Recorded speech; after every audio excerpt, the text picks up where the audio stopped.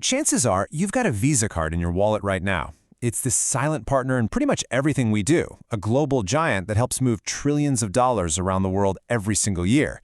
It's so baked into the economy we don't even think about it. But behind that little blue and gold logo is an absolute financial titan. And today, we're going to dig into the bull and bear case for its future.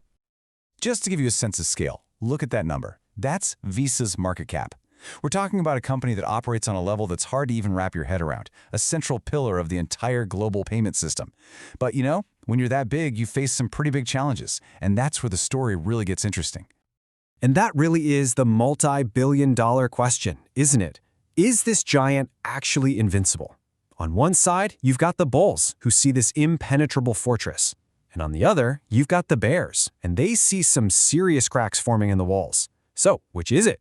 Is Visa an unshakable empire, or is it a king that's about to face a rebellion? Let's break it all down. All right, first up, let's talk about the bull case.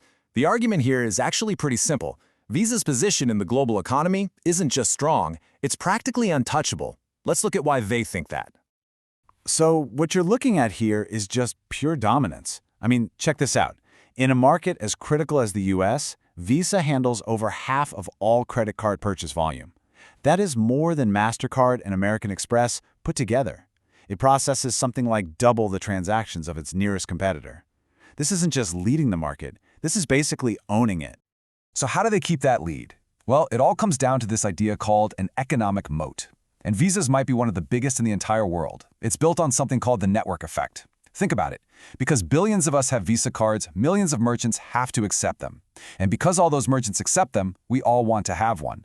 It's this powerful, self-feeding loop that is incredibly, incredibly difficult for anyone new to break into.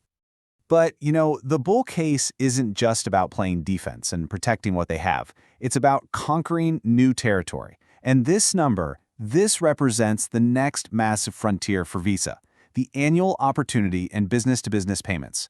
Right now, this is a market that's still full of paper checks and clunky wire transfers. Visa sees a huge runway to digitize all of that. And believe me, they are moving in fast. And that B2B market is just one piece of the growth puzzle. The bulls will point to a whole strategy here. Visa is pushing hard into what they call value-added services, using AI for things like stopping fraud and analyzing data. They're even teaming up with tech giants like OpenAI and Microsoft to build what could be the future of commerce. And this is a big one for investors. They are just rock solid when it comes to returning cash to shareholders through dividends and buybacks. Okay, that is a powerful, powerful bull case. But here's the thing. Every fortress can be sieged. And the bear case argues that Visa, for all its strength, is facing a coordinated attack from all sides, from regulators, from competitors, and from brand new technology.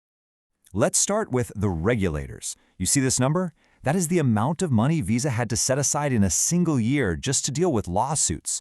And most of those are about its interchange fees, the swipe fees. So this isn't some theoretical risk. It has a very real, multi-billion-dollar price tag attached to it. And as you can see from this timeline, this regulatory heat isn't a one-and-done kind of thing. It is a constant, ongoing battle. You've got the US Department of Justice suing them over their power in the debit market. You've got UK courts ruling against their fees. The legal fights just keep coming. When you're the biggest player in the game, you have a permanent target on your back. And then, beyond the legal battles, you got the threat of technology just completely changing the game. See, Visa's entire business is built on its payment rails. That's a network that moves money from your bank to a store. But what happens when new tech builds completely different tracks?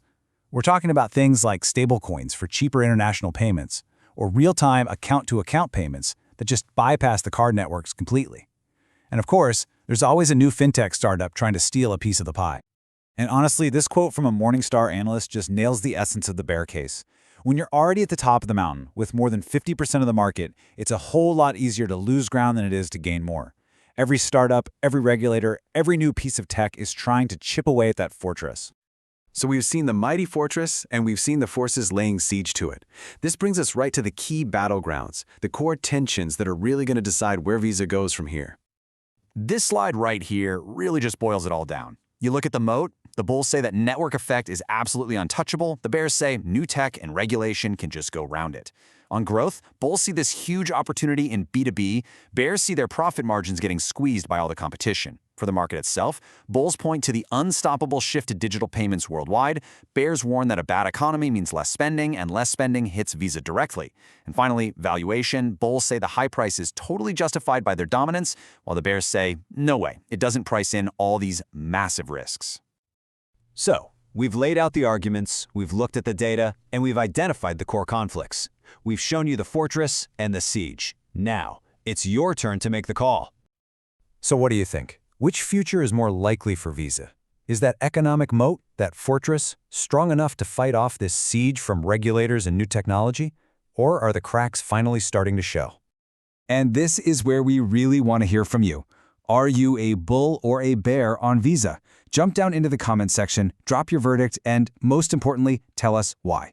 What's the one thing, the one piece of evidence that sways your opinion one way or the other? If you enjoyed this breakdown, make sure you subscribe to the channel The Bull vs. the Bear for a lot more deep dives just like this one. And hey, if you want to see how Visa's biggest rival is handling all these same pressures, click right here to watch our analysis of MasterCard. Thanks for watching.